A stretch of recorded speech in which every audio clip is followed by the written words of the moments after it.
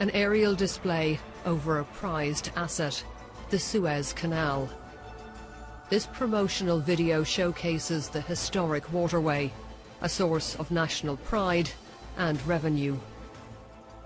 It's being expanded by order of Egypt's President Abdel Fattah al-Sisi, a flagship scheme aimed at refloating a battered economy.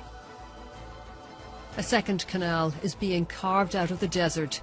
It was supposed to take 3 years. The President decreed it should take only 1. Here is the vision for the future. The new lane will allow two-way traffic in part of the waterway, reducing waiting and transit times.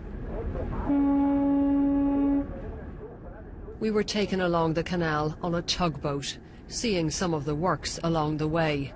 The Egyptian public has funded all this, investing $8.5 billion in just 8 days. It's rare to get access to the Suez Canal. It's under tight military control.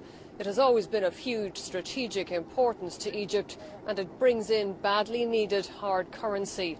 The hope is the new canal under construction will double the number of ships going through and increase revenues. But more than this, officials say the new waterway will be a symbol of the new Egypt. The admiral in charge told me the first ship will sail through the new lane in August, meeting the 1-year deadline and creating a legacy for future generations. The Suez Canal is history for Egypt. Okay, our grandfathers digging the Suez Canal, and we will digging the new Suez Canal. Not for us, but for the future and for our children and our grandchildren, and not for Egypt only, but for all the world. The Suez Canal, never far from the news in its 87 years of history, hits the headlines like a bombshell. A news report from 1956, when Egypt seized the canal from Britain and France. A moment of triumph for President Gamal Abdel Nasser and the Egyptian people.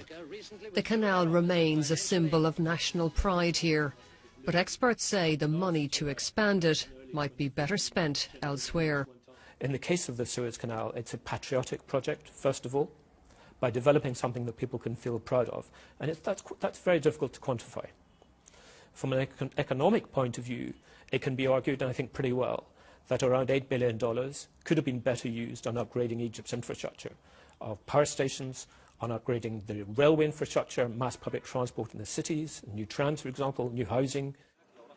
But the authorities are banking on landmark projects like this one. They can't afford to fail here. Without tangible economic progress, there could be more unrest on the horizon. Orla Gearan, BBC News at the Suez Canal.